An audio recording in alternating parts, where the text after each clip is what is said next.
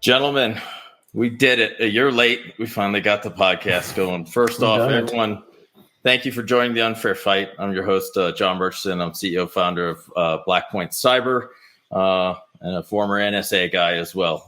Love me or hate me. Today, I'm joined with Brian Dykstra, CEO of Atlantic Data Forensics. I always think of that movie Pulp Fiction, that cleanup scene, man. The cleaner. So for those that don't know, Brian comes in post breach and fixes your world. And then I'm also joined by Xavier Salinas. Xavier, hey. I tell you what, I know you didn't come out of the NSA, but I can promise you're literally the best reverser and hacker I've ever worked with in my life. So I'm super pumped to have you on, and also glad to work with you. So obviously, guys, cheers, virtual cheers, since we're in pandemic land and not in the studio. If that comes in, gotta have my Blackpoint mug.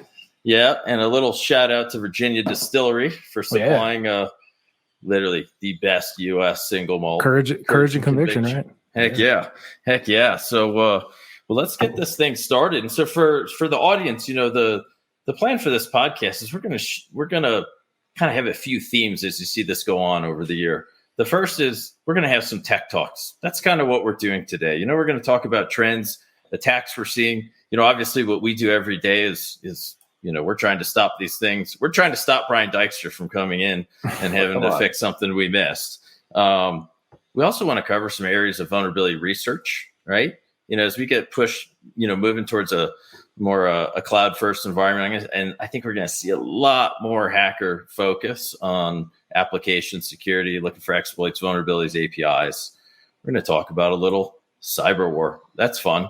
None of us really fully know, but we'd like to go and riff for a while and pontificate about what it would actually look like and how it would go really bad between some peer states. And then we have some neat stuff to show. So, guys, let's kick it off. Like, Brian, I know, you're coming in many times when people are super, super panicked. They've had an incredibly bad day. They're watching their life's work many times. If you're an owner of a business, potentially go down in flames or up in flames right before their eyes. Like, what have you been seeing this year? How are the bad guys getting in? What are people doing well? What are they not doing well when shit goes sideways? Yeah. So let me kind of start with how they get in. So the big three ransomware groups, and I don't mean to minimize some of the other ones that are out there, but right now it's, the Black Matter ransomware folks. The Conti ransomware group continues to be, continuous. In fact, I saw a thing from them this week where they'd, not only were they, outing people's data on their leak site, but they were also offering to sell access to those sites. So, I feel like they have their own PR branch. Yeah, I mean, they really do. And help desk. They have a great help desk. Yeah. They make it, I'm not sure I know how to pay in Bitcoin, but they can teach you really fast. One of the we should actually discuss. The whole Bitcoin marketplace is a whole nother problem there. And then the Lockbit 2.0 group, which has just been so aggressive lately. I mean, every weekend we see another 25, 30 places show up, by Monday morning on their leak site. And they actually do have a link on their site for, hey, if you're from the media, stop by here and, we'll be happy to talk to you. So they definitely have a PR campaign going. It's outrageous. They, strangely enough, they actually also solicit victim employees. So, hey, if you happen to have a user ID and passwords from another place, we'll cut you in on some of the deal. So there's this continuous evolution of these groups. But then the other ones are still out there. I mean, we just had a brand new CLOP pop up yesterday. You can't forget about these groups that maybe aren't quite as fast or things like that. They're still out there. They're still doing their thing. And it's so hard right now to tell the difference between them, right? Dark side goes away, and they show back up. And, or Ria goes away, comes back. Or some new group pops up, and we're a conglomeration of these folks and these folks and these folks. You're like, okay, yeah, I get it. But at the end of the day, I mean, it's organized crime, right? I mean, they're affiliated groups with people doing different skills within the group. Right. And I think we've seen that recently in some of the, the information that's been dumped out on the internet by, parties that were disenfranchised with the group or things like that, right? We saw some stuff from a Conti threat actor where he dumped out, here's all our search terms that we typically use. Here's the playbook. And if you haven't seen this, definitely spend a little time Googling for it, because it's incredibly professional. I mean, it is as good as any help desk workflow sort of information I've ever seen, Brian, you touched on something that I think I got hit up, by basically, a media entity for comments on Microsoft's story, right? On the essentially the SolarWinds group is continuing to go after companies.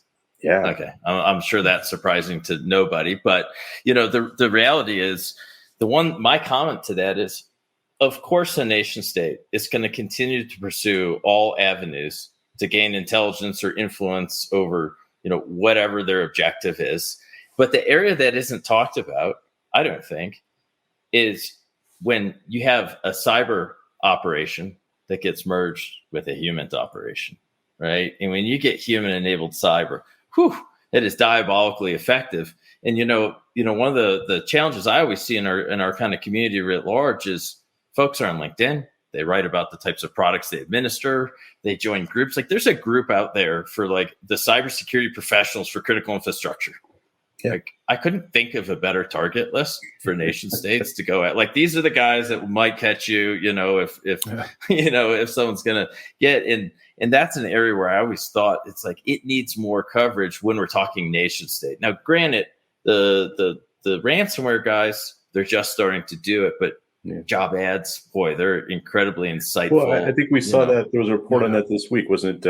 Fin7 or one of those groups had actually created a fake company and were soliciting security and pen test professionals and things like this before it got outed.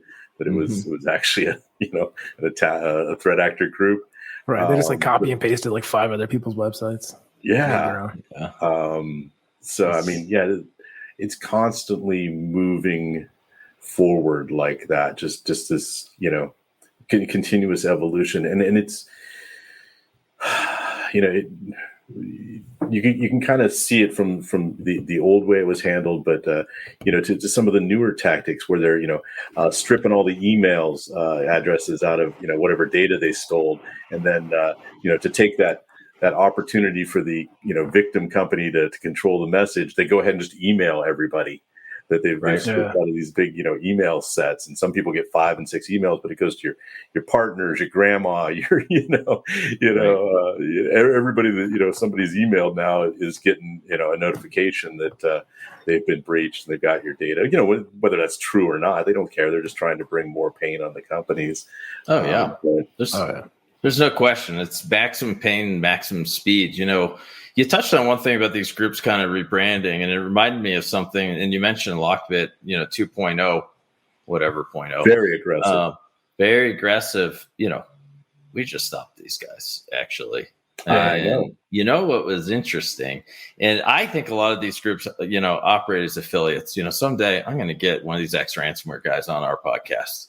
And we're going to ask him lots of questions. But X, do you want to talk a little bit about, I thought it was kind of interesting, the tooling we saw from what I'm guessing was an affiliate, but it's so hard to tell from the outside, right? It really is hard to tell. Talk to us a little bit. These guys are good too. Got to respect their skills, right? I may dog on them a little bit because they're a little haphazard, but obviously it works, right? Yeah. In my eyes, it's not that it didn't really go low and slow on here. So what really tipped it off really quick was they decided to upload like a zip file and unzip every tool that they want to use to infiltrate this network, like immediately. So which isn't the best tradecraft if you don't want to get caught. No, I suggest not to do that. If you don't give a shit and you just want to hit it and quit it, it's right. You probably had 10 more lined up. Yeah, to do. So they put a zip file on there, and and we were able to isolate the machine off with the tools on there, so I could poke through the drives. And what we noticed was, they had kind of generic stuff on there like AnyDesk. I believe they even had a Terra on there. I think they're taking a little some what do you call it? Tips from the Conti leak. Seen a huge increase in that. Just they had a terror agent backdoors, basically. Pretty much, yeah. I mean, why not? When AnyDesk and TeamViewer and all those AMI admin get caught up, just put a terror on there, pretty much. Yeah. Or any RMM. I shouldn't just say without terror. And they're whitelisted, right? I mean, you can put Screen Connect on there. I mean, they're not going to get alerted on by your AV or your endpoint. Exactly. Yeah, it just slides right on by because it is technically a legit program. And a lot of these that I'm going to talk about here are programs we see that our partners and people that we, work with use every day. It's just IT admin tools. Angry IP Scanner, for example. Yeah. The favorite tool of network admins and ransomware groups. Right. NetScan. NetScan. They're using something called K-Port Scan. I had never heard of this, but I hadn't heard of that. Yeah, I hadn't heard of that one, but that's what they're using. And they're also using one called NSV2 Scanner to scan for all the shares. That's what really made a lot of noise. So, and then they're used to try to bypass the AVs. They were using PC Hunter, which is a common one to use.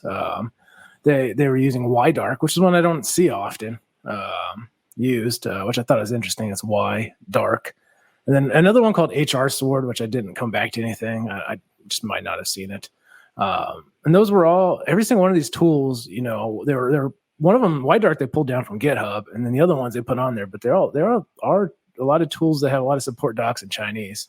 And I thought that was kind of interesting because it kind of goes counter to what a lot of us think, when we think of ransomware groups in Eastern Europe. I feel like, I don't see why they wouldn't be starting to get more global, as we're all getting more global because we can work from home now as the companies are now. I don't see why they wouldn't be more global and start reaching out to other areas, like China and stuff. So I thought that was very interesting. And they had the typical R clone on there. They all use R clone or Megasync. So that's a change up in the Lockbit. And did you guys find they recently introduced their own data exfiltration tool, Steelbit? Oh no, I didn't see that one with that one. We've only run across it in a couple of places, but they basically their own high-speed data exfiltration tool, which nice. Nice. It's super fast when you're in a cloud environment, right? So if you say an Azure infrastructure, they'll write out to some other cloud provider's infrastructure, like in the UK or in the Netherlands, and the transfer rate is just massive. I bet. So for going from data center out to data center? From data center to data center, right? Cloud hoster to cloud hoster. Heck, could even be riding the same backbone. Probably could be. But so, and then the point of it is it's already got in a built-in date range capability. So, right, who cares about old data, right? Grab the last 90 days worth of data. Plus they've got keyword stuff in there. So they're HR and confidential and all those other things, so that they just, they've preset it, boom, go. And just goes. We've seen them just strip data so fast. I mean, hundreds of gigs of data just in a few minutes. It's crazy. You know which one perplexed me, Brian? I don't know if you've seen this one. They installed your uninstaller. I don't know why they did that. It's YOUR uninstaller. Yeah, they installed that, and I was like, what are they using this for? I don't know if they're just trying to use it. You think it's just like command line, uninstall program for things that don't have tamper protection? That's my only guess is what they were trying to use it for. That's very odd. The same lines, trying to get rid of your endpoint or shut it down or something. Yeah, maybe they thought if they went through a control panel or something, it'd be a lot more sneakier. I don't know. Yeah, a little obvious. I thought that was very interesting. I got a question for you guys, and I don't know the answer, right? Like, I don't have any inside knowledge on this. Do you think any of the ransomware gangs have input direction from nation state intelligence services? Yeah, well, that's a good potato.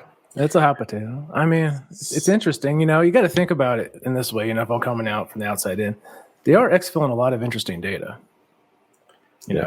Where that data goes and who looks at it, I don't know, but there is probably a lot of interesting data in there for, nations. Right. I like to think of it a different way. So, obviously I have a background in human intelligence and all that, working inside that community and so forth. But were I going to, recruit somebody like that, I wouldn't want to do that myself. right? Why bother to do all that breaking and entering and data theft and all that sort of stuff when I could simply, similar to as recruit a human source network, simply recruit people from those groups or simply pay them for the data I'm interested in, right? Because, oftentimes they're stealing hundreds of gigs. We've seen, I think the highest one I saw recently, they grabbed like 2.9 terabytes of data. That's good. From an Only good things come from that.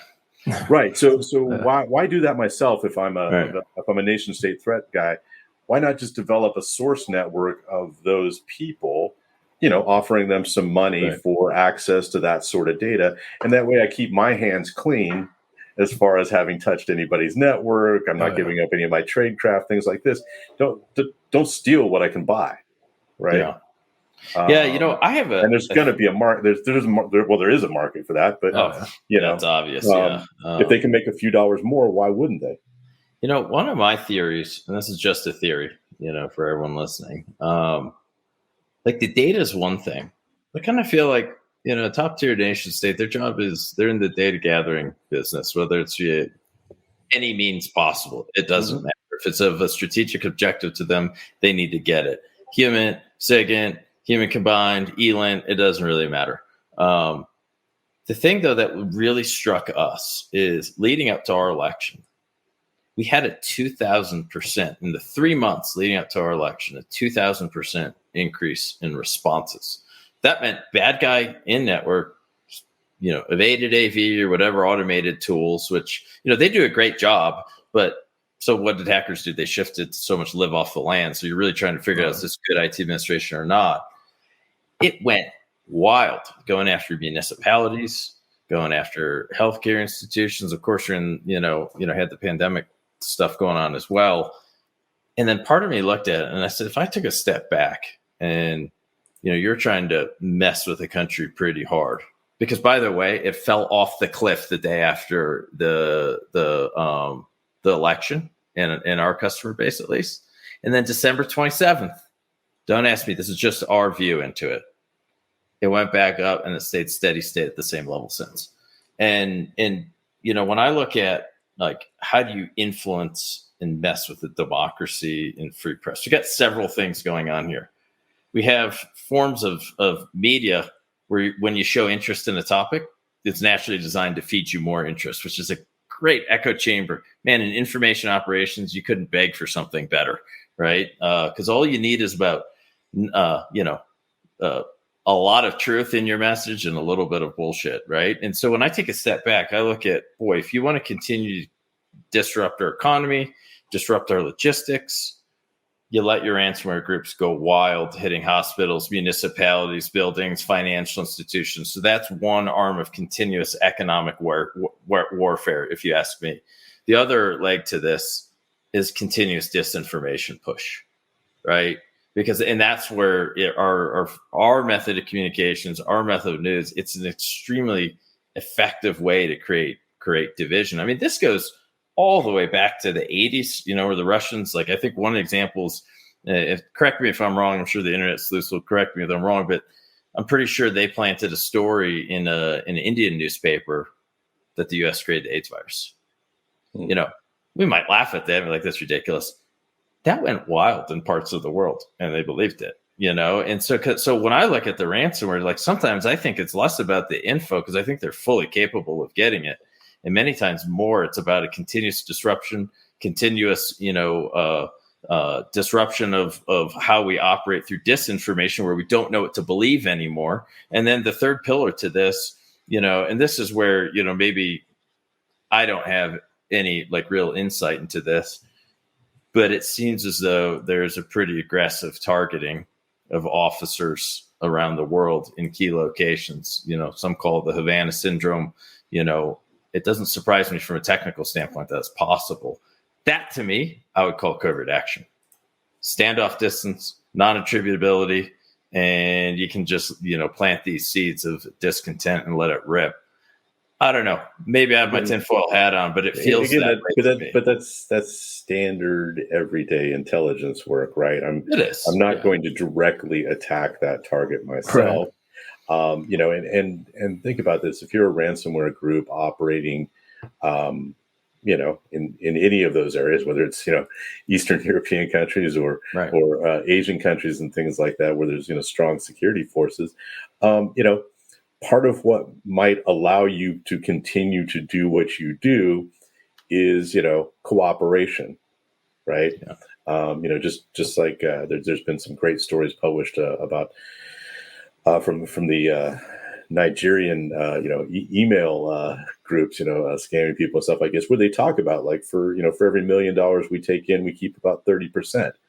But 30% of $1 million in Lagos, Nigeria is a nice payday. But I've been there. That's you are right. But that other money goes to protection, right? I have people that I have to pay off to launder the Bitcoin. I have the group that I work with, but I also have to pay off local officials and stuff to continue to operate the way I do.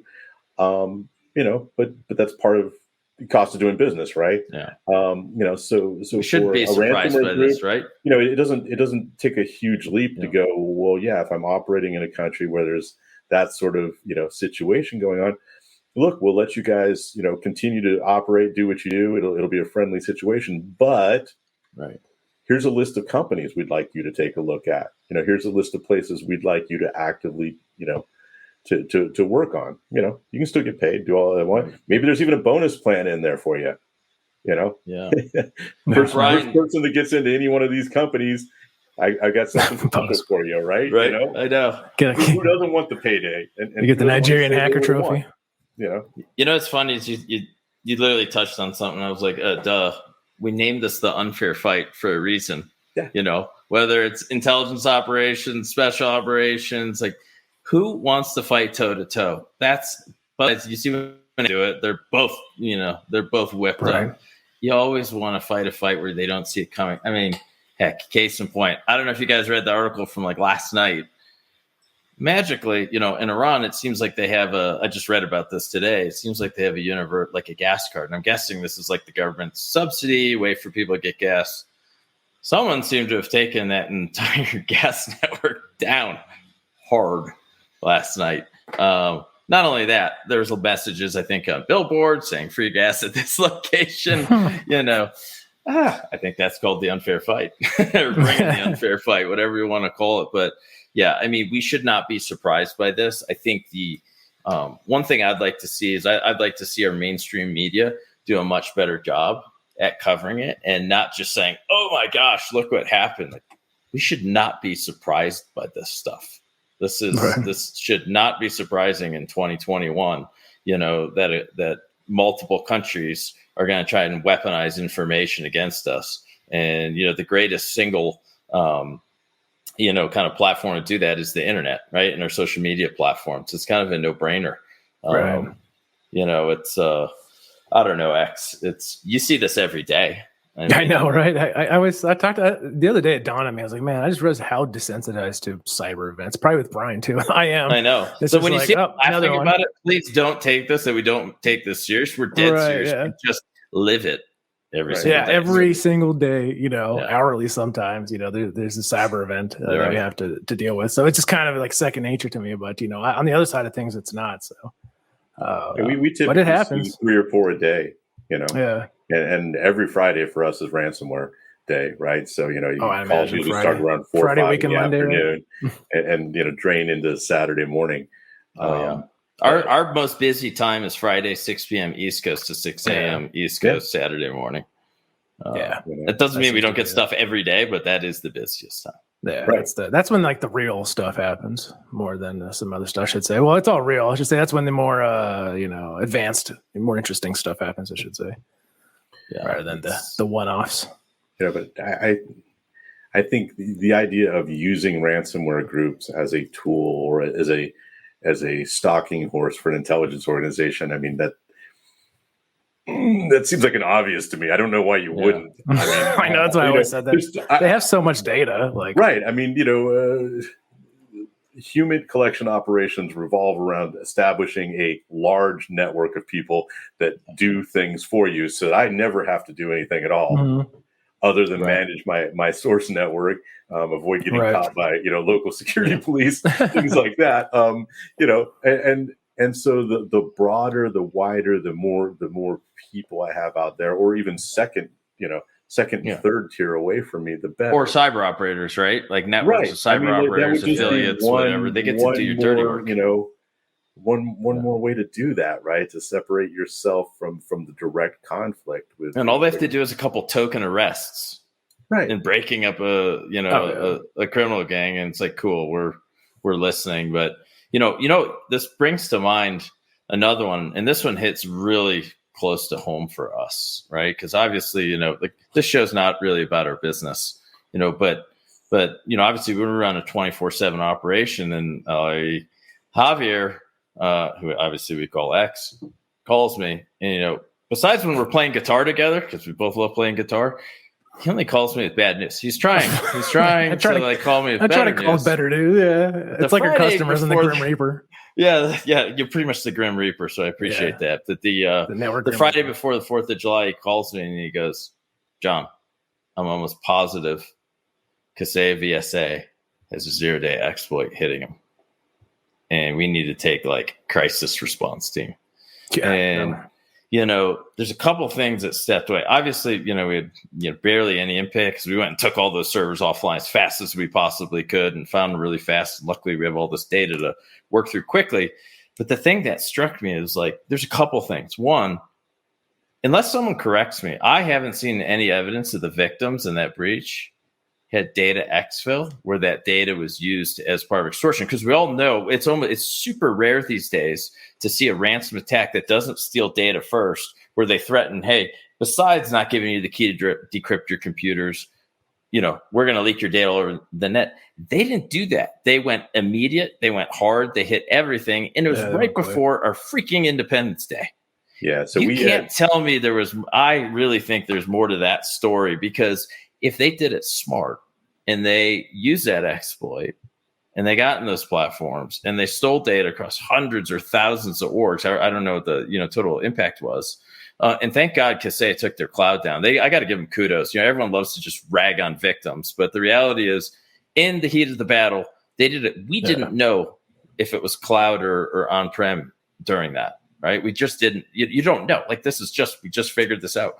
And when they took that cloud down, put that out, we turn all attention to on-prem. Boom, we saved pretty much everyone except for a handful of PCs. There's like no impact on our base. But I can't help but think, like, man, if someone wasn't doing a symbolic attack and they had half a brain cell, it would have been exponentially bigger and worse, just longer drawn out. What do you guys think? Am I smoking it or? So we had 3 victim sites from that. Oh, you did? I didn't know that. Yeah. Mm-hmm. Okay. None of them had Blackpoint installed. Oh, that's good. I'd be disappointed. just putting that out there as a caveat. Not those sites. These rather unprepared sites. And on all 3 of them, there was no sign of data exfil. It was strictly encryption. It happened blinding fast. I mean, they were deployed, and it was over. And it was like noon. Yeah, it was just Eastern. Done. It was crazy. Fortunately, those clients got mostly saved by having good off-prem backups and other things like that. But yeah, they were just simply in my discussions with the threat actor behind that, they were just looking to get paid for the decryption keys. There was no mentions of data theft, and normally when I'm dealing with a threat actor, a ransomware threat actor, the first thing they want to tell me is, how they're helping me out, which I'm always like, okay, sure. But they usually like to brag about how much data they've stolen and what kind of data they've stolen from me and things like this. Across the board, there was no mention ever anywhere of data being stolen, and we didn't find any. My favorite thing we actually had a couple clients with really good, ability to track outbound, and one of them was just pure luck. they were like demoing a product that just happened to track. Yeah, I was about to say, it's like 2 weeks. I don't know about your customers, but who the heck can track how much outbound traffic is going out? And I wish I could mention the name of the product now. But it was actually a product that was meant to be put on your file storage to track reads, writes, changes, copies, all that sort of stuff. And they just happened to have had a 30-day demo license for it. They put it on their primary storage, and so we got to audit basically logs for the entire period and go, geez, the whole time the threat actor was in here, they didn't touch a thing. Yeah, they encrypted all of it. So, it's all black, but they didn't copy anything. Worst fear. Armament platforms taking over, become your best friend, and the sole reason you can administer an IT network remotely and do help desks and all these things well. But when they're co-opted, it's the most gangster rat you can ever have. It's legit. There's a reason why Conti uses Atera. Yeah, well, yeah. And, I know that the good news is I think a lot of the vendors are starting to wise up. There's a long way to go. And I want to touch on this a little bit later, in this podcast on kind of areas for vulnerability research we need to really up our game in is kind of vendors and suppliers of cloud technology. But I want to play with the hot potato for a second. What are your guys' thoughts on the CVE process, pen testing tools, the control of them? Okay, I'm just waiting for the hate. I know it's the point of these podcasts is debate this stuff, right? What do you think's good about that space? Responsible disclosure, irresponsible disclosure. Where do you think we need to go as an industry? I have some pretty strong opinions, but I'm dying to know yours. X, shoot. I'm going to let you go first, and then you want me to go first? Yeah. I'm just going to bleed all over this. We're going to put Brian's email address in the YouTube comments. Brian just wants to badwang and whatever. He's going to badwang at whatever I say, just so it doesn't seem.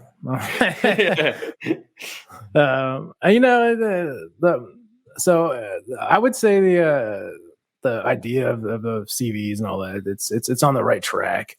Yeah, but it is used as like a personal gain utility, I think, more than it is used as to help the greater good of things. Instead of going through a third party, I'll say in the normal process, instead of trying to get a CV to my name and all this stuff, what I always done is I just go straight to the company and work with them. Like I don't file a CV, nothing like that. I just go straight with them and work. Do you know how many we'd have at this point, X? I never ever take credit for these things. I'd have quite a bit of them, man. But I go straight to them and let them know and work with them. And I actually have not had a bad experience going straight to a vendor and being like, "Hey, I saw something. You guys might want to fix this. Here's some tips." And they're usually really quick. I mean, I don't know. Maybe I just got lucky, every time. But I never seen it. I didn't want to go through that because I feel like it arms the hackers a little bit too much. Well, just because we know human behavior, where so many companies out there don't have a patching program, and you can throw shade on them all day long, but we also have to accept this is the state of our industry, I think, right? Yeah. And, I always use the analogy, and maybe it's a trash analogy, and I'll let Brian, step into the trap on this one, but let's say we had a stealth fighter, right? Or we have some.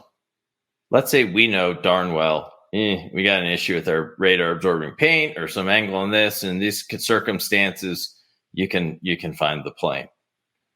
The idea, so we're talking security here, right? National security, military operations. Mm-hmm. Would we ever put out a CVE publicly to let the world know that we had an issue, but we fixed it, but it might not be fixed on our planes yet because maybe we didn't fix it or paint it.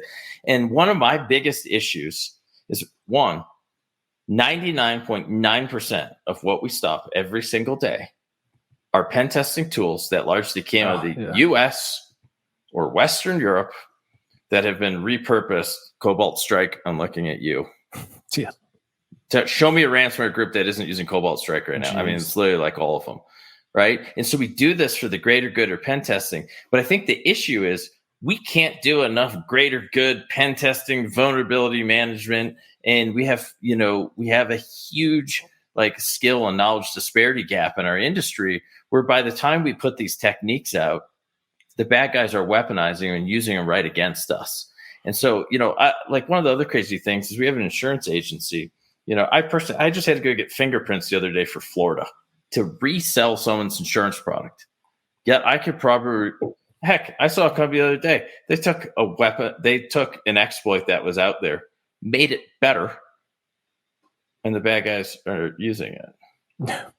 A security company. Like, we have an issue where I think, sometimes we share too much, and I don't have an answer for this guy. It's like, it's just our observations from being in it. But at some point when you're defending against the same tools every single day that bad guys are using, including nation states in some cases who don't want to burn their good tools, you got to start questioning the model. Like Dykstra, I don't know what you think. It's a tricky. I see the benefits on both sides, but because the vendors do have to be held accountable too, for ignoring stuff. So there is some upside. So to all my brothers out there working that side of the game, I love you. You're invited to the party still at DEF CON, but you're killing me. You just are. Yeah, I mean, Cobalt Strike. It is everywhere. I mean, it is. At this point, the cat's so far out of the bag on that one. But I mean, every large scale APT thing is using that. A bunch of your financial related crimes are using that. I mean, it's just everywhere. The CVE structure itself. I mean, that has been of the top three things that we see people, things that'll get you ransomware. One, RDP is social, on the internet, right? Like, stop having that. Seriously, just stop. If you're an IT professional and you're running, RDP on the internet, you're not an IT professional. You're just not. That's what VPNs are for. Failing to have two-factor authentication, right? So your users, usually your C-suite and your IT folks. Again, IT folks, stop running your everyday, account as your domain admin account. I don't know. Please stop. Please stop. Please just stop doing that. But I mean, because you're going to get phished. You're going to get phished. I mean, that's how it works, right? I don't target Bob in marketing. He's got no privileges. I target C-level employees and IT folks, right? They've got the access. But then the third thing that we end up chasing around is, of course, CVE, remote code execution, vulnerabilities. And it doesn't matter what it was. I mean, a week ago it was, or 2 weeks ago now, it was Confluence. Before that it was Exchange servers and, and so on and so on. This week we're chasing, yet another VPN with, remote code execution and stuff like that. But that's a necessary evil to some extent, right? I mean, it is. Again, going back to you have to have a way to let people know. You have to remind them to patch this stuff up. Things like that. There has to be, and there is a valid reason for doing that kind of testing and announcement and things like that. The weaponizing of it beyond that, though, and putting it into a commercial tool that, that's security theater. I think it's releasing it on GitHub. And, I'm releasing this thing on Twitter on how to get into this. Git. Yeah, right. All that kind of I stuff. love Git. It's the best malware repository in the world. People dropping it on GitHub is. Packet Storm and all this other kind of stuff. Do we, and God knows the red team guys, I get it. I get it that you want to share your ideas and stuff, but maybe we could do that closed door instead of posting it on GitHub. Because that's most of the time. I guess that's what I fight. I mean, I'm fighting tools that are clearly off of GitHub. I mean, we see them directly downloaded from there, right to the server and executed from there, which is another big thing. Hey, IT folks, I don't think your servers need to talk to GitHub. I'm just saying, don't let them talk to GitHub. Or that. That's not. Or Pastebin. They don't need to talk. Yeah, they might not want to. Just say it. Yeah. Until that one developer comes along and screams in a ticket. Yeah. Right. And, I've lived that one. But yeah, does it make the blue team game harder? It absolutely does. I just think there's some nuance that needs to be applied. I agree. I don't know of a better process than the CVE process, but let me tell you where, this gives two scenarios. There's a scenario where, let's take Exchange, for example, where there's a bunch of vulnerabilities. It's out there. There isn't maybe a push button way for the vendor to just auto patch everything out there like a pure SaaS cloud platform. Yeah. Okay, you got to get that message out, and you got to beat that drum forever.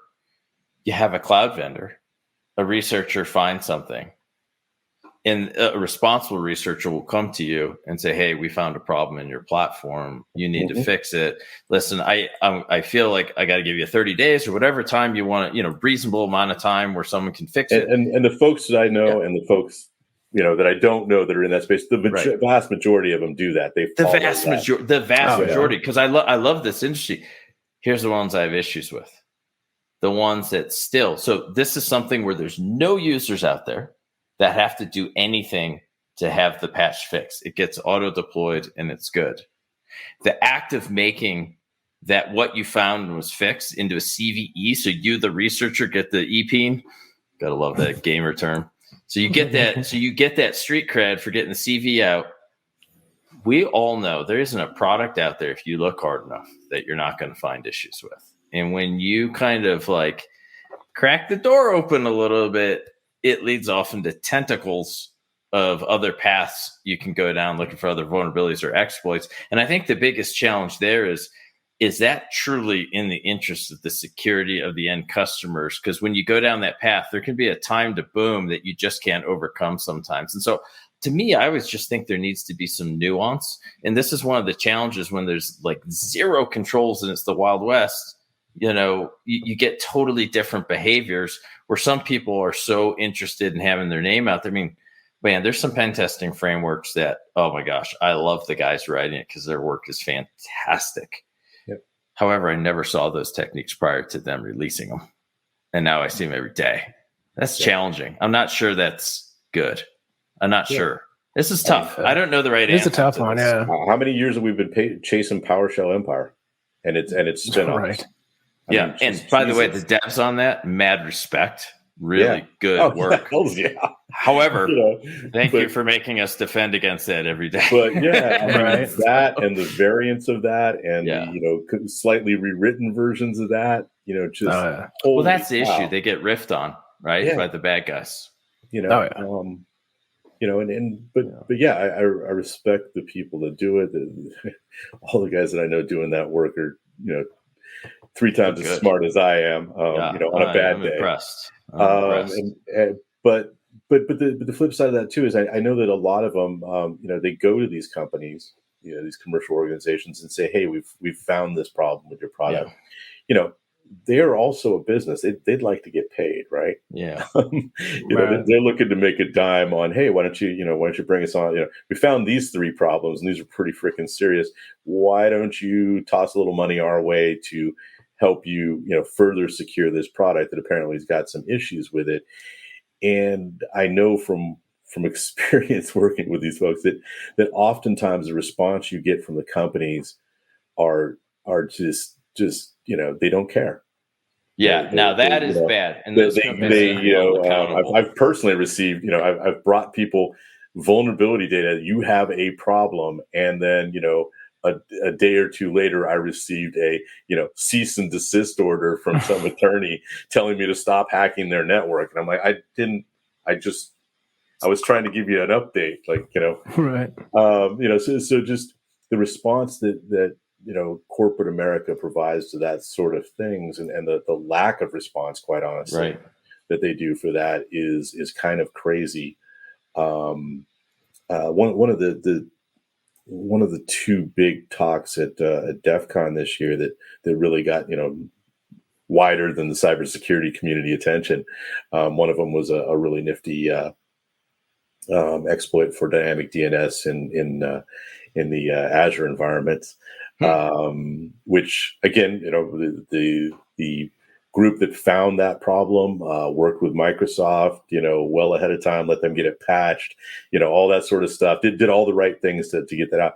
The other one was some flaws in John Deere's API handling, and the group that found it did their level best to work with John Deere on that, but the response and so forth that they got from it was, very different than the other group working with Microsoft. Right. Just this isn't true. We don't believe this, all this stuff. And they go, well, here's the passwords and the users. And, I can't believe the tech company of John Deere didn't understand. This is real. And you've got, if you've got these problems, you've got other problems, I think that's the most important takeaway when security researchers approach you and you're a vendor or software vendor. And, because like John Deere is one of the backbones of America's food production and national security. Agro-industrial equipment maker in the world. Massive respect to them. It's just, you gotta, like, I'm not familiar with that example, but I would just say writ large, like, take it really serious. Take that is literally, kind of ring that alarm bell early. And another thing I think is really important for vendors and cloud vendors and everyone, kind of running publicly facing APIs. Yeah. Boy, the security researchers you want to be really tight with are your application pen testers.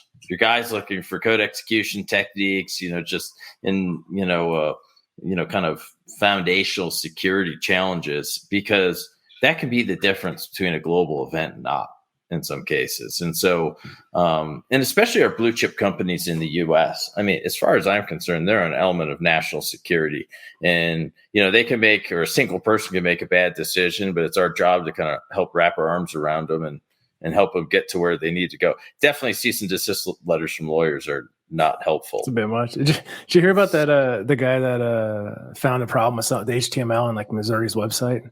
No. Reported it to them, and then they called him a hacker and said they're going to press charges. And had because it just like in the HTML, it was a leak that had some sensitive data in it. He just literally pressed F9 and or whatever it was in Chrome.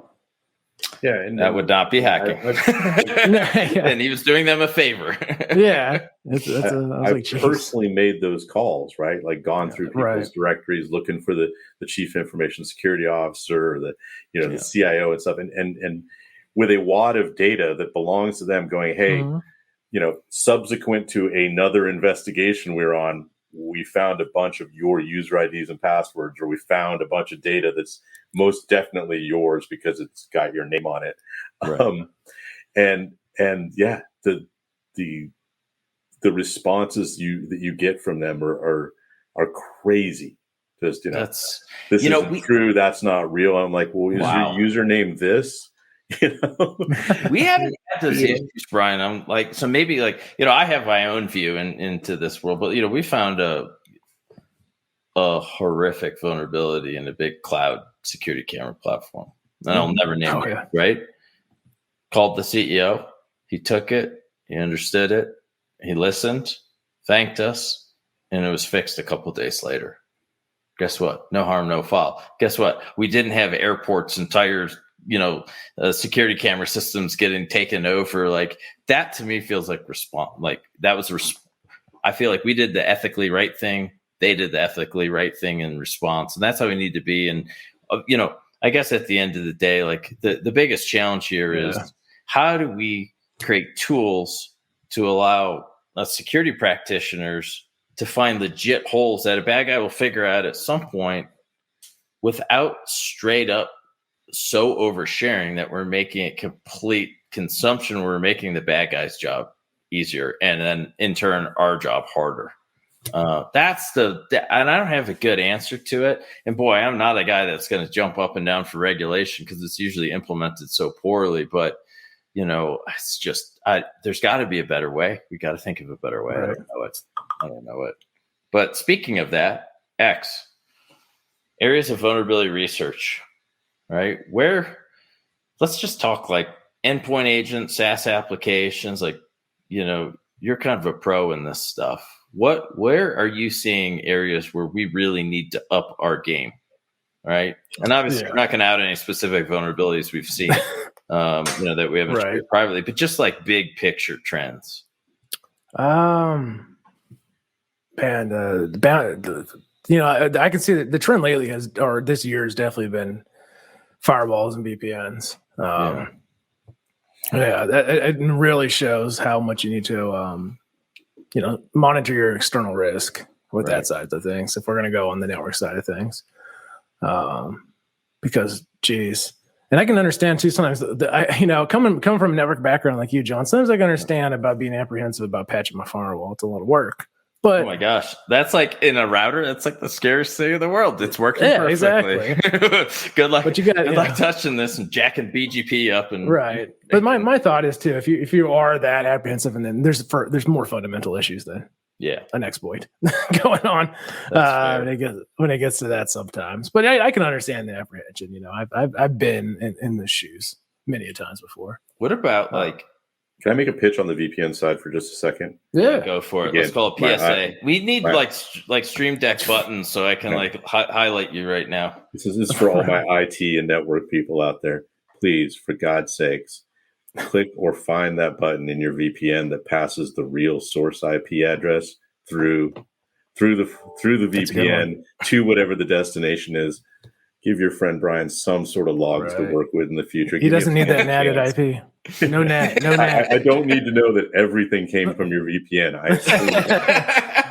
I really like to know which ones came from Russia and which ones came from your legit users. That's funny. Man, yeah, I can see that. Isn't that funny? And PSA. Details matter.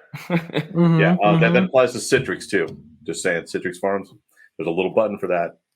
Click it. Get that. That's a good PSA. X. What about let's jump down a couple of levels. What about intra-process comms that are unencrypted, name pipes? Yeah, that's another one I've been very interested in, and I found quite a few things going back to disclosing stuff privately. There is a lot. So inter-process communication happens a lot over named pipes.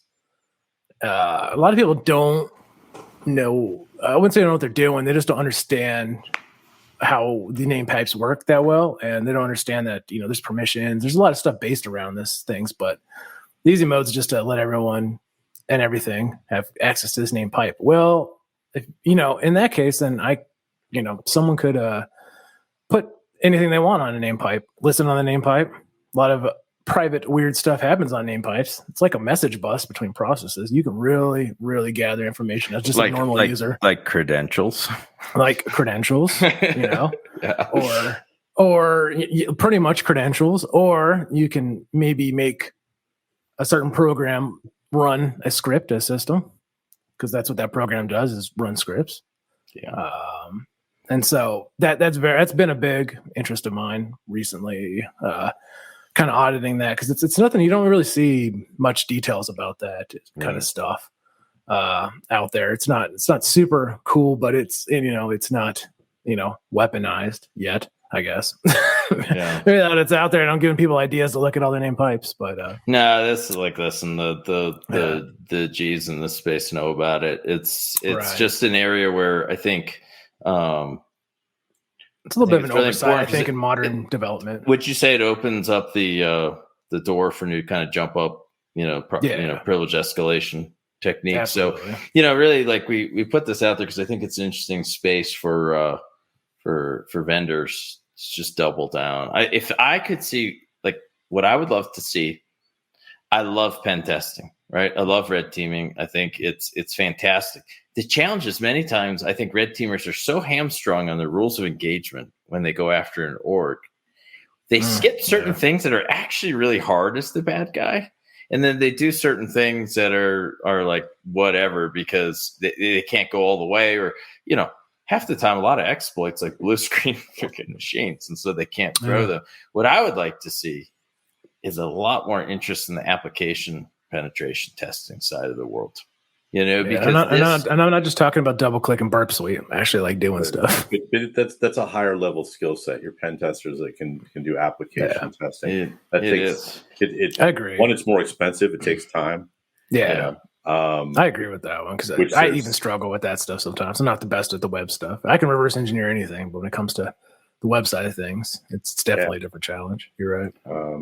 And in that pen and app testing space, there is very much a client that understands it and is willing to pay for the quality work. Yeah. And then there's the other 90% of the clients out there that want it as done as cheap as they possibly can because they're looking to check a box on an audit or a compliance report or on their insurance application or whatever.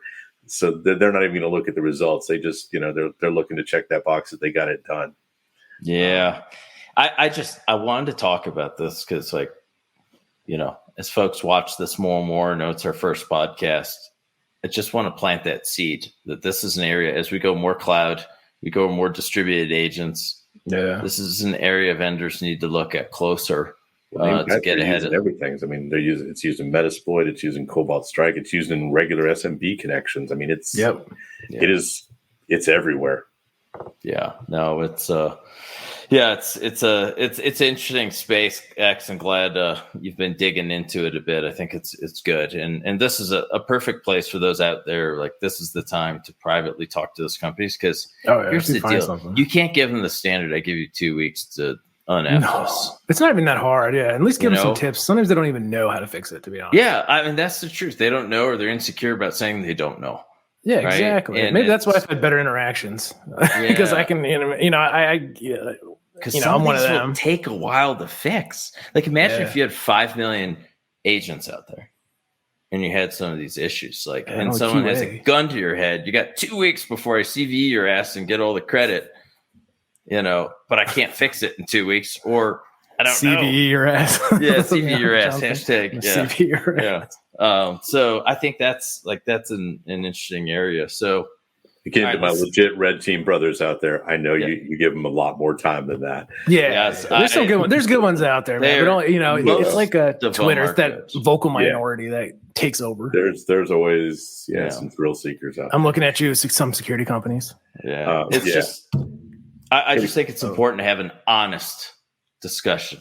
No agenda, no color. Let's just call it like we see it. The other thing to realize is we could be wrong on some of this stuff. It's just our observations. We've been in this industry for a really long time, both offensive and defensive. And I think it's important to have some honest dialogue. Yeah. All right. Time to put our tinfoil hat on. Wait, before you jump, I mentioned the Kaseya thing we were talking about earlier where, files didn't get lifted. Right. And I couldn't remember the name of the tool. It was Varonis. Varonis is a file tracking tool that they had there that let us verify file by file on their entire file structure. That here's this giant file stash where all the keys, everything in the kingdom is here, and there hadn't been more than like 30 meg of file transfer, and during that whole period of time. Yeah, ransomware is every day. We get a little bored by it, even though it's incorrect. Like, just from a nerdy side, like, we get a little bored by it because we see mostly the same tactics every side. But there are some really good, clever operators out there, and it's important to always learn as defenders is what they're doing. Because you know what? These guys push the envelope sometimes. But the guys that push the envelope sometimes even more because they have like the cash to do it, are nation states. Yeah. And one of the things about, I forget who said it, something about, we live in a glass house sort of thing in the West, which I agree with. What do you guys think? Okay. You guys are two nation states, and we have a full out nation state on nation state cyber war because we're too scared to cyber war, go toe to toe, kind of kinetically.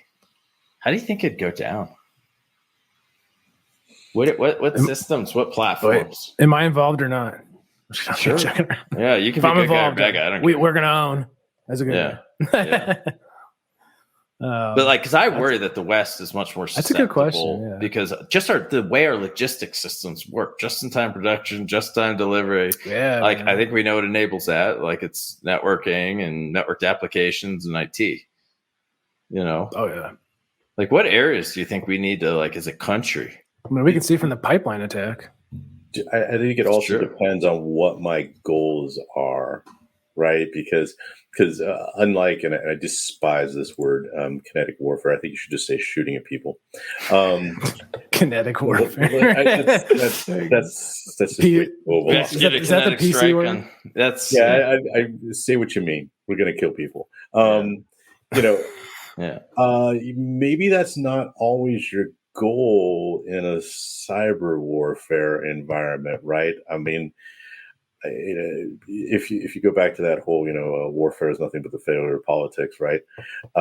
Maybe I don't need to think in those old type of war ideas of destroying something or things like that. If I can just disrupt, cause pain, shift public opinion, create stock value havoc, all kinds of things like this. There's other ways to achieve my goal that don't have to be a traditional war, attack and destroy sort of thing. Basically, kill people is what you're saying. or kinetic kill warfare, people thing, John, kinetic but I mean, let's face it, I'm a member of our military for a decade. We're real good at getting out there and destroying things, blowing things up, and all that. Right. But I'm not sure that cyber war, that you need to do those same sort of things. That doesn't have to be your end goal to get what you're trying to achieve, which is whatever your initial aim is. Versus a zero sum, we're going to nuke you and you're going to nuke us sort of thing that is. Yeah, because that's the thing I don't know is like, okay, let's say two peers, all right, and I'm tired of hearing this near peer thing, right? Because we should never. I think a lot of folks underestimate the adversary sometimes, and while you may whip up on someone in the early days, you always have to look at their capacity to build, their capacity to disrupt their inter-networked, kind of military platforms, and then realize, shit, this goes quickly to like a World War II style. Who can produce more? Look at when Japan attacked us, right? I forget the quote from one of them, but it was something akin to, awakening the beast sort of thing. Right. And so, the thing that I always think about is like, well, it's not in their interest to do that, but it might be in their interest to go full out time, disrupt all forms. I think cyber warfare is the greatest economic weapon you can deploy, short of a country that you already own and you can sanction economically. Mm-hmm. Because it worries me. Attacks on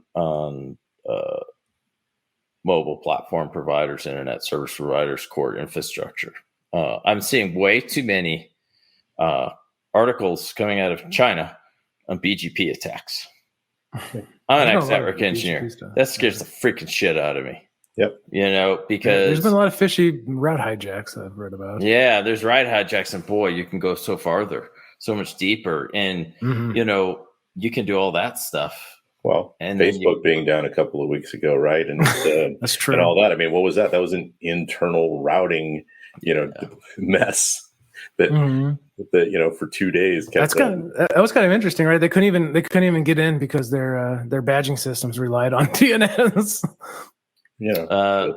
That's what happens in a lot of, like, when you looked at, like, there's two like core areas I look at that are like the crown jewels of almost all IT operations, especially as you get bigger. There's your core routing and switching infrastructure and your core authentication infrastructure. It's called Active Directory and your routing infrastructure. And, when those two things get jacked up, I mean, I think one of the interesting things when you read about, and I don't have firsthand experience, so I want to caveat everything I'm going to say. When you read about the NotPetya attack, that kind of worm that ripped out, that essentially stole creds, it delivered a purported old exploit, from some agency, that didn't work very well anyway. Most of the success was from credential theft. And then it used all the normal lateral spreading techniques, we see every single day that the ransomware groups do. But when it smoked the machines, most companies integrate badge swipes, right? And their security and access control with Active Directory. So if you fire someone, you smoke their AD account, their badge is gone. Another PSA, don't do that. It's a terrible idea, even if the vendors recommend it. Because what happens when your core domain gets encrypted, guess what? All your other shit goes down too. This is the same as manufacturers. If you're a major manufacturer, separate domain. Don't make them interconnected. And like, that's what kind of worries me, because I think it's, I think we love to like treat cyber and use terms like cyber grenades and all these dumbass like military analogies. It's a shit military weapon. It's an amazing economic weapon. It's amazing information operations delivery platform, which is part of a military operation. But, the thought of like using cyber to take out air defense and things, no, use radar seeking bombs and blow that shit up so it works. So you're going to trust the the cyber guys behind the scenes. I don't think I wouldn't. But I mean, I think it's probably. I don't think you would have a completely cyber war situation, right? It's meant to be an adjunct along with all the other things that you're doing. I would agree with that. Time, right? If we can take out, let's say, news media, for a period of time while the attack's going on, that hampers everybody's ability to, get the word out and things like this. Is it going to keep the military from responding? No, they'll do their thing. But the populace is going to have no idea what's going on, and that's going to tie up, the police and fire and rescue and hospital, and business and everything else, just by simply doing it. And can that be done? Yeah, I mean, just here in Maryland last week, right? Sinclair Broadcasting got hit by ransomware, and they've got TV stations that are still offline. Yeah, I got a buddy that works there. Actually, my former network mentor. He's the network guy over there at Sinclair. Poor guy. I messaged him right after that. I was like, US, it's like, well, whatever. I got 8,000. I could have helped you. I can watch. But if I'm in, Romania, do I have 800 other TV stations I can turn to, or do I have 3? And stuff like that. So I mean, so communication becomes a thing. And then I think you also need to look at what are the things that matter to people that they're not necessarily well prepared to do without. Water. We don't live very long without water as a human being. You disrupt water supply in a major metropolitan area. It gets tribal real fast. That's true. I knew I should have. That will result in kinetic operations. Killing people for sure. Beyond that, problems you don't know who to go after. Right. Then you disrupt food supplies. Yeah. And things like that. I mean, again, you don't go more than. Well, I mean, I think we saw some of that during the corona virus pandemic. That's true, man. I got triggered because I couldn't find root beer the other day because there was an aluminum can shortage. I was about to head to kinetic warfare. Yeah, but what really puts pressure on a populace, right? Those everyday things. I know I can do it, but I mean, I don't know how many of my neighbors are prepared to live without power for a couple of weeks. Yeah, not me. And things like that. So those are, disruptors that while the military may function just the way they do, you can bring a lot of pain on the populace, and that pain will be reflected in their leadership and everything else. I mean, one of my big concerns about ransomware, and people ask me this silly question all the time. A lot of politicians ask me this question. I got to stop talking to politicians, but they ask me like, what do we need to do, politically to get people to pay attention? And I tell them the same thing. It's like, I don't think unless we have a major disruption of service on both coasts at the same time, that you're going to see a public will to actually do that, or a political will to actually make some of those hard decisions around that. But at some point it will happen. I don't know what it's going to look like, but we know that, disrupting the Colonial Pipeline, while that was bad for those of us here in DC, Maryland, Virginia, West Virginia, places like that, and North Florida. Carolina, that didn't cause enough problems to really, but it was kind of it was a canary in the coal mine of what could happen. I think that should be the biggest freaking wake up. Brian, I didn't realize I was mountain biking in Maryland, and I come up to the top of the hill, and there's a little substation, and it's the freaking Colonial Pipeline. I don't even know it was there. Mm-hmm. So that one hit a lot closer to home than we really thought about. And honestly, the interesting part is that, I can't verify this independently. I'm sure folks on the internet will. But I read articles that there was a run on gas in Florida, which wasn't impacted at all from it. Mm-hmm. But so psychologically, when you think you're going to go without something you deem completely necessary, you're bringing up the stuff that I think makes everyone really nervous. And I think the other part, it's really a lot of the regional utilities are the ones that need more attention.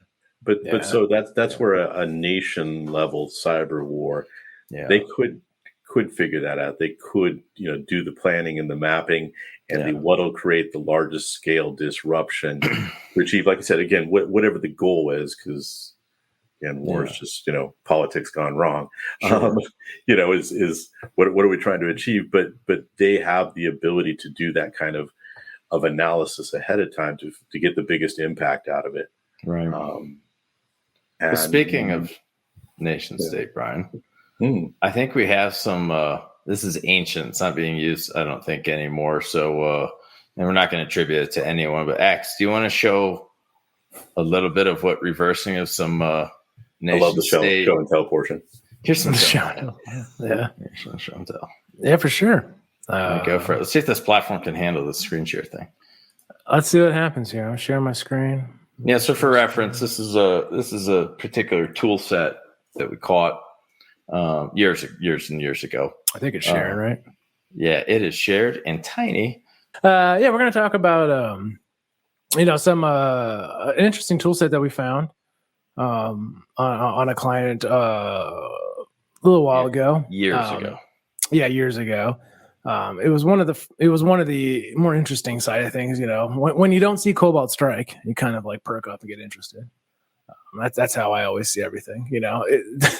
Not to digress, but the worst thing to me is when I'm reversing something and in the end it's just Cobalt Strike shell code. Like, man, I was so excited the other day, didn't we? We were like, we found something awesome. Oh yeah, I got really excited. It was a Golang loader, and I was like, yeah, man, Golang. I know Golang should be used as malware. It's hard to reverse. Yeah.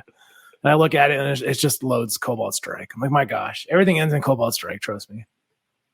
That tells us something, right? I mean, the fact that everything ends in Cobalt Strike, that's the most work that they're willing to do means that all of those other GitHub downloadable tools and things like that are enough. Yeah. I don't need to do anything else. Did this particular loader pop on anything in VirusTotal? The Golang one? Yeah. Oh no, it was 0 out of 69 when I uploaded it, just because I wanted to burn it. Out of spite. Thank you, VirusTotal. Out of wasting my time, I wanted to burn it. I uploaded it everywhere because I wasted my time. Right. So I burnt the heck out of that loader. But it was a loader that I wasn't really seen before. It was very interesting. But still, Cobalt Strike in the end. But still, yeah. Right. It just shows you that, like, I had one the other day. I had one yesterday that I reversed out. It was the most generic loader I've ever seen. 5 out of 69 in VirusTotal. So good luck, people. I wouldn't make you sweat enough. Sleep well. I want to show a little bit about something we saw here at one of our detections we had. This is kind of what initiated the detection. I don't know if it's small, but this shows there's something called WMI, consumers and event handlers. Now, it's a way to persist on a machine. So what happens it's been around forever. It's been around for a while. This isn't new knowledge here. Yeah. And this is what the event handler is that happened. This is what it would launch if the event hit. And it was some PowerShell code that downloaded a certain tool set. And so what it downloaded was a tool set here that actually had a bunch of kind of interesting functions. And it came out in plain text like PowerShell. A lot of it was in English, which I thought was kind of interesting, first of all. But it had some interesting functions to it here. So I can just search function and I can see there's one that is admin. Here's persist. Now, if I go up here, they had different ways to persist. I went way over that one. But and you can see here it had the method WMI. This is how it persisted, hence going back to the WMI feed here. But it had a bunch of interesting functions here, like decrypt, encrypt. Here's how it would, decrypt the command and control things it would receive and then encrypt the data back to it. It had upload and download functions. And this is all in PowerShell, by the way. This is not like a binary going on. This is just running in PowerShell in memory, I guess. I had a function called screenshot, send output. Here's the get command. So it would post or it would get a command from a benign looking website that had like search and the news and all that fun stuff. And what was interesting here is, this had a lot of modules. I'd never seen a full output of this. I've only seen little bits and pieces of it for some reason, or maybe this was the one we grabbed was more full featured than what people had seen before. But yeah, I was very interested. There's screenshots, get commands into it. A do while. Well, we don't want to do that one. But yeah, it kind of shows kind of like what it was doing and getting commands and sending screenshots, checking registry. It had a lot of interesting functions, and it ran by different names too. Like there was one called sector. There's one called update package. This is feeds was this one right here. So they had a bunch of like just benign sounding names. Oh, I remember feeds. That was everywhere. Yeah. And it was actually a exe file compiled from auto IT. I think we've seen malware do that before.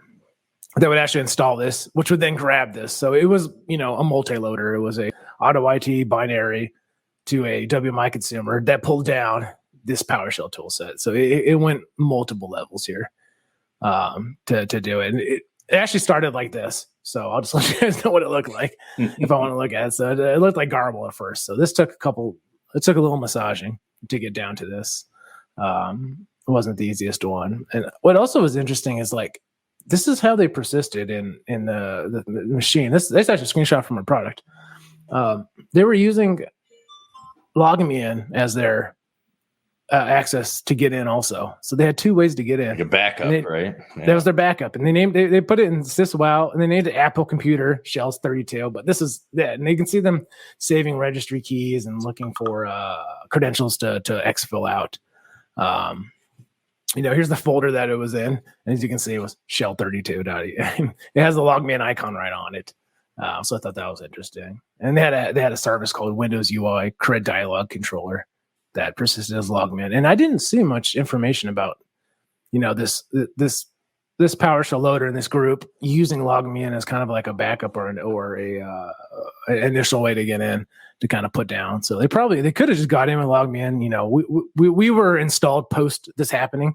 So this kind of came up, as we were rolling out. So we didn't get to see the initial ones, but it could have been, log me in, put the stuff in because they found this thing interesting. And there's my exe files.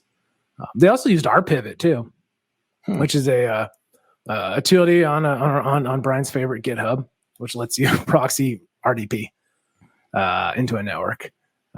So they also use that too, and I had some. All the fun redirection for all those new in cybersecurity. You must always get steeped in redirection, right? Learn it, understand how that works. It usually there's a lot of news for a loop.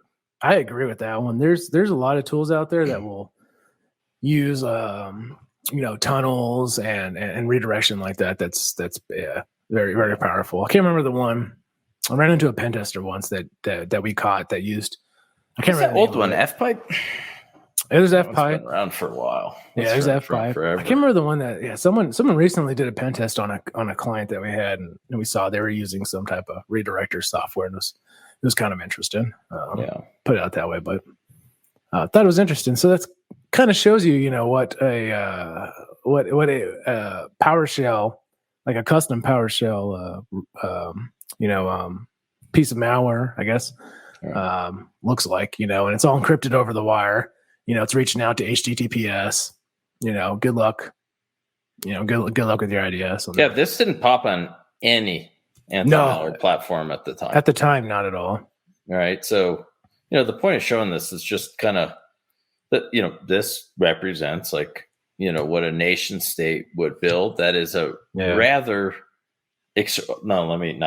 extremely effective and really like not expensive to make capability. No. So that's why it's so important for the defenders out there, in our opinion, is to focus so much on tradecraft. You got to always think like, when you land in a network as a bad guy, you still got to figure out where you are, who are you running against. Did I land on someone's computer at home?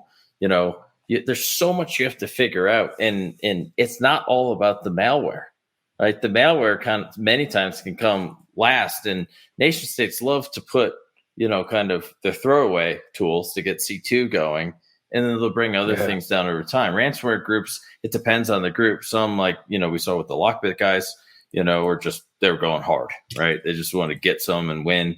And I think it's just really important to understand, how the game's like really played. So, kind of speaking of the ransomware guys, like, I've always wanted to kind of show stuff before I'm supposed to. on this podcast. It's the first podcast. So sneak peek. I apologize to our VP of product and marketing because I'm going to ruin your world right now. But again, this isn't GA. This isn't out to everyone. Do you want to show, we've been working on some skunk works type stuff. Much respect to that org, but in our own group to help combat some of the ransomware capabilities. Do you want to show a little bit, X? Yeah, I definitely can show. You don't have to. Like, you're in charge. Yeah, I could do it. You don't have to. I can do a live demo, but I might need to take a drink before a live demo here of a beta functioning. Yeah, this is beta, so it's probably not going to work. Just do it live. Go for it. Yeah, and I'm just going to do it, man. I have a sandbox VM I made, and I hope everyone will enjoy it. So let me take a swing for this. All right. Oh, nice background. Yeah. This is my sandbox.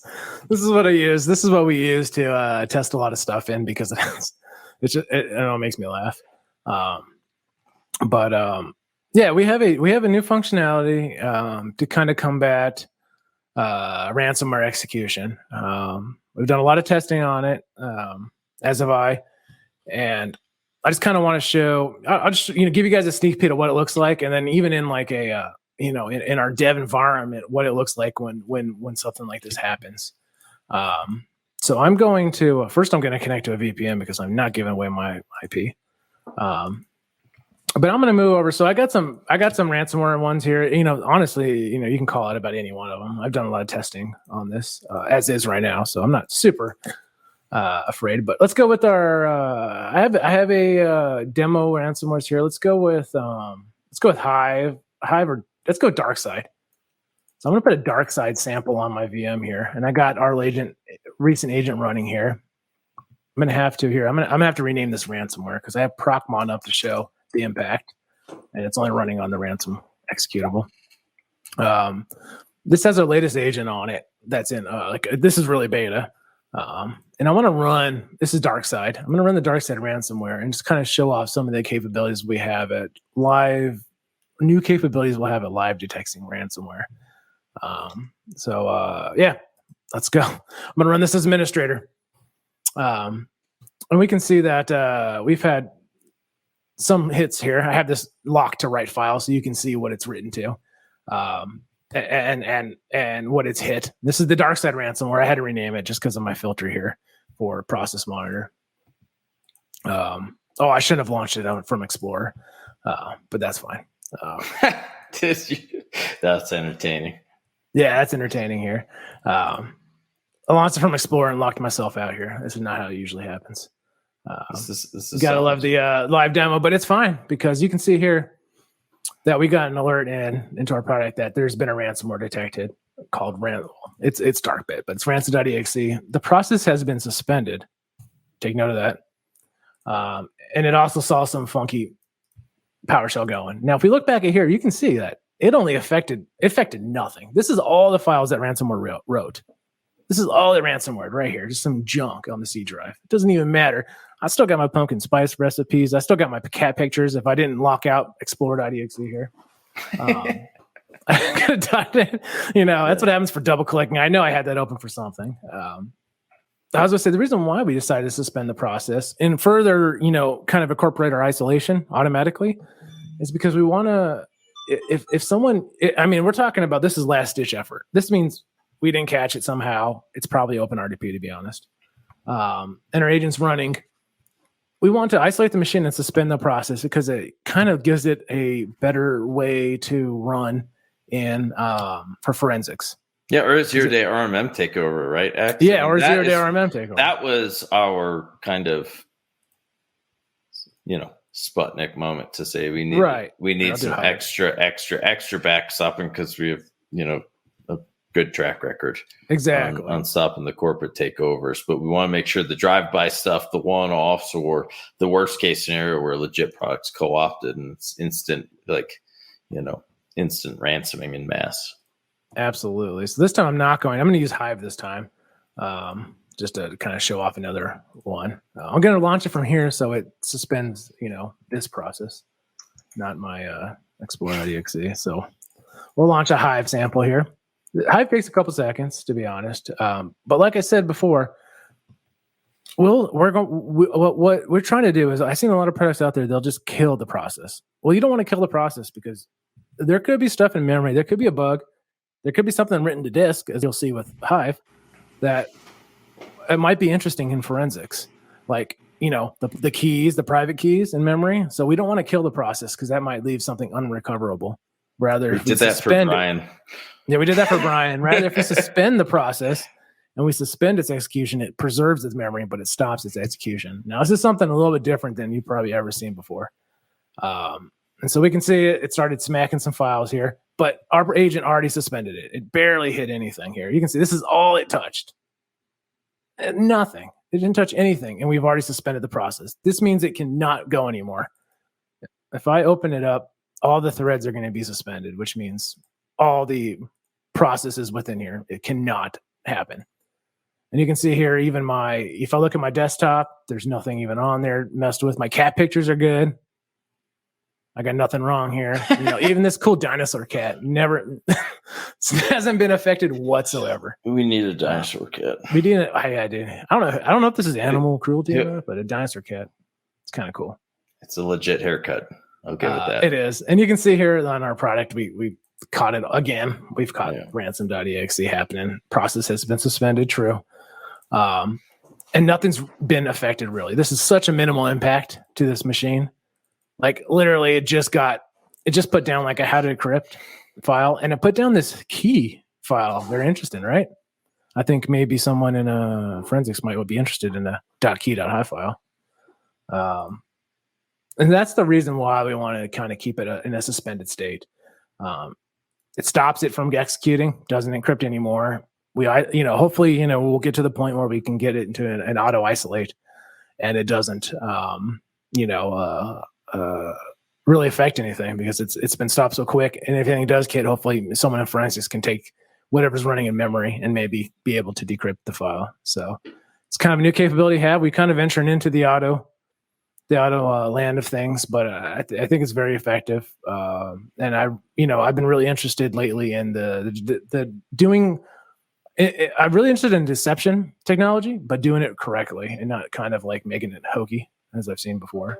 So yeah, man, I would agree. Like it's and this cool cat was saved, man. My pictures of cats were saved. Cat and mouse game, no pun. It's a cat and mouse game.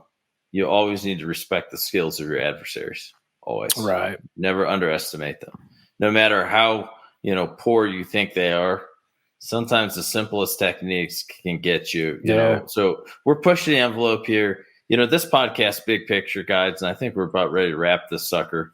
We're going to do some tech deep dives. We'd like to just have honest, fact-based conversations or opinion, right? In some cases here. But you're also going to watch us suck this podcast back. And we're going to bring on folks, really high-profile folks from the national security space. We want to start putting, really cyber into context geopolitically. And because I think, at the end of the day, like, while we know full well details are many times the only thing that matters in cyber, because that's what the bad guys are taking advantage of. That's what us defenders have to understand, roll around in, wallow in, and embrace. It is also it's also very important to understand the motivations of the people going after you and why big picture.